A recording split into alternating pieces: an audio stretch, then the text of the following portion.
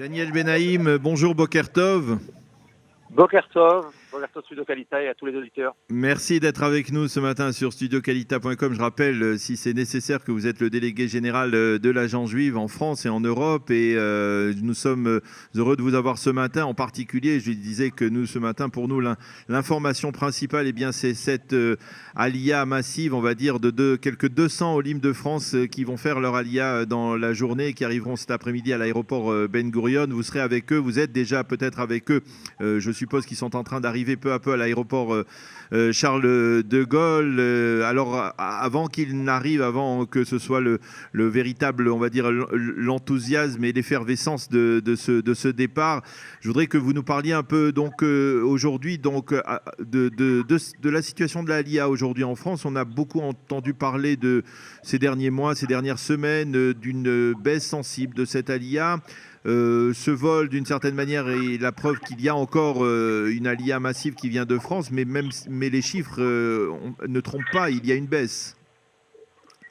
Oui, cher Daniel, mais permettez-moi avant toute chose de partager avec vous, parce que nous sommes au téléphone, l'émotion qui se ressent ici à l'aéroport de Paris, avec ces familles qui commencent à arriver, à enregistrer leurs bagages, à signer ce petit papier auprès des représentants du ministère de l'Intérieur qui fera d'eux des citoyens israéliens dans quelques heures lorsqu'ils atterriront en Israël.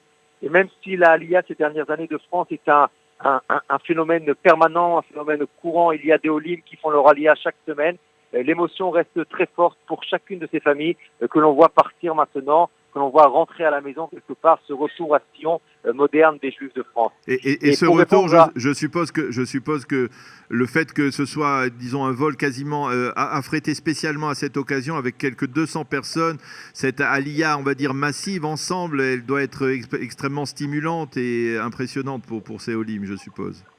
Oui, tout à fait. Je tiens à dire également quelle est la raison d'être finalement de ce vol spécial. Pourquoi faire un vol spécial? Je crois que ça participe aux mêmes efforts que nous conjuguons avec Kalita, par exemple, qui est de mettre en avant la Aliyah des Juifs de France, de faire en sorte que la Aliyah des Juifs de France reste un sujet d'actualité sur la table du gouvernement israélien, dans l'opinion israélienne, au sein de la société israélienne. Et c'est la raison pour laquelle nous essayons chaque année de faire en sorte qu'au moins autour d'un vol, qu'il y ait une journée qui soit la journée de la fête consacrée à la Aliyah des Juifs de France. Et c'est un petit peu ce que nous marquons aujourd'hui.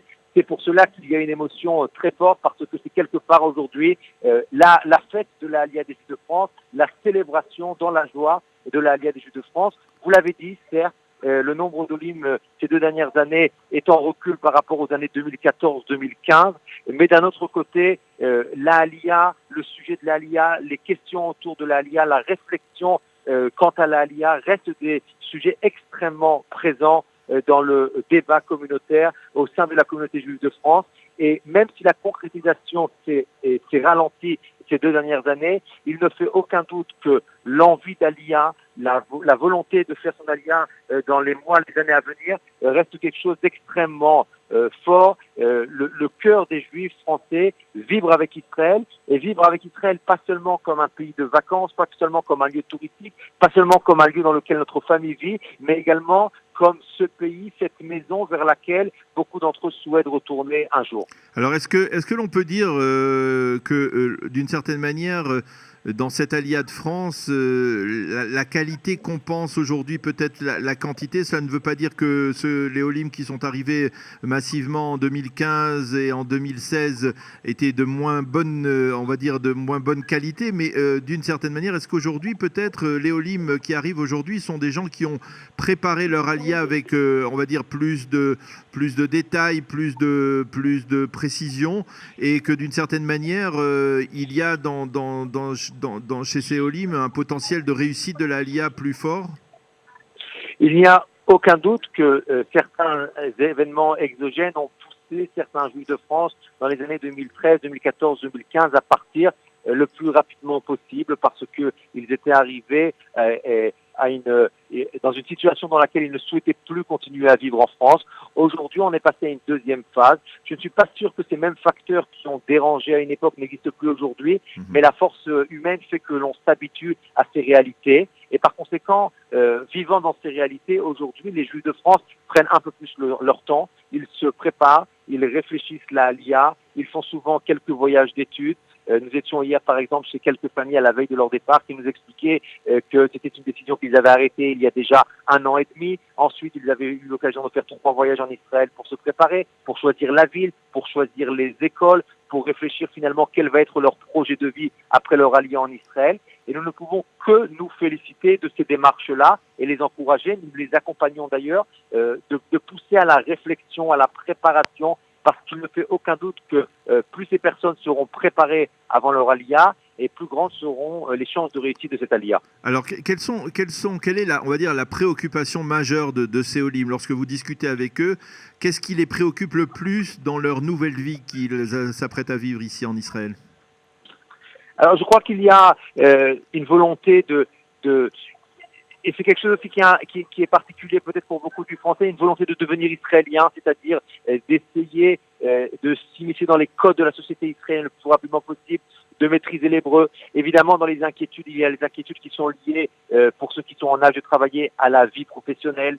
Il y a beaucoup de questions aussi autour des enfants, parce que finalement, aujourd'hui, dans ce vol, vont se trouver un certain nombre de familles. Si mes souvenirs sont bons, au niveau du nombre de familles, il y a un peu plus de 60 familles. Quand je parle de famille, je parle de couples avec des enfants qui peuvent avoir 3 mois, comme le plus jeune bébé qui va être dans ce vol, ou qui peuvent être en âge d'être scolarisés. Et aujourd'hui encore, de façon très importante, lorsque vous posez la question à ces personnes, pourquoi vous faites votre aliyah, de façon instinctive, sans même qu'il y ait une réflexion, la première des réponses est pour nos enfants. Et donc, je crois que leur souci principal demeure leurs enfants, de savoir finalement comment ces enfants vont s'intégrer, comment ils vont devenir le plus rapidement possible des Israéliens, comment ça va se passer avec leurs enfants, parce que ça reste finalement la raison d'être principale de leur départ vers Israël. Alors, je ne peux pas m'empêcher de vous poser une question. Il y a quelques jours, mardi dernier, si je ne m'abuse, il y avait à Paris, dans les environs de Paris, un grand rassemblement avec la présence du rabbi de Satmar, qui est venu spécialement des États-Unis et qui a fait passer un message qui est contraire au vôtre, qui est de dire ne montez pas en Israël, de dire à la communauté juive de France, ne montez pas en Israël, restez ici, parce qu'en Israël, il y a une problématique spirituelle, il y a une perdition spirituelle. Restez en Israël, restez en France, restez dans les institutions scolaires, éducatives que l'on vous propose. Qu'est-ce que vous répondez à cet appel du rabbi de Satmar devant 1 ou 2 milliers de Juifs de France qui étaient présents la semaine dernière? J'aimerais vous répondre que, comme l'ont dit de grands rabbinim, parmi eux le rabbin Citroën, que l'histoire a un sens, et que quels que soient les efforts aujourd'hui déployés pour tenter de faire partir le train en arrière, je crois que le train de l'histoire juive est en marche. Le retour vers Sion, le retour vers Israël est en marche depuis une centaine d'années, depuis les premiers sionistes qui sont arrivés en Israël, finalement pour concrétiser ce rêve millénaire juif. Et j'ai l'impression que malgré certains efforts qui sont déployés ces derniers mois, ces dernières années, pour tenter de malheureusement convaincre certaines personnes de freiner leur aliyah ou de ne pas partir vers Israël, je crois que les Juifs de France sont profondément attachés aux valeurs juives et qu'ils comprennent mieux que personne que cet attachement aux valeurs juives inclut de façon intrinsèque un lien avec Israël et qui est extrêmement fort. Un lien également qui est teinté de spiritualité. Oui, parce que quand je parle de valeurs juives, je parle effectivement chacun à son niveau, chacun à sa façon, d'un lien qui peut être un lien identitaire, un lien historique, un lien religieux, un lien culturel, mais qu'il n'y a aucun doute que pour les Juifs de France, plus que n'importe qui au monde, le lien avec Israël, la relation avec Israël, le départ vers Israël s'inscrit dans le cadre d'une identité juive qui est plus ou moins religieuse en fonction de la tâche de ces personnes avant de partir et qui est sans aucun doute extrêmement spirituelle. Et c'est la raison pour laquelle, malgré ces appels, je crois que l'appel de l'histoire, le sens de l'histoire, continuera à influencer ces nombreuses familles qui continueront à partir. Dans ce vol aujourd'hui, près de la moitié des personnes qui font leur aliyah sont des enfants qui ont moins de 18 ans, 74 exactement.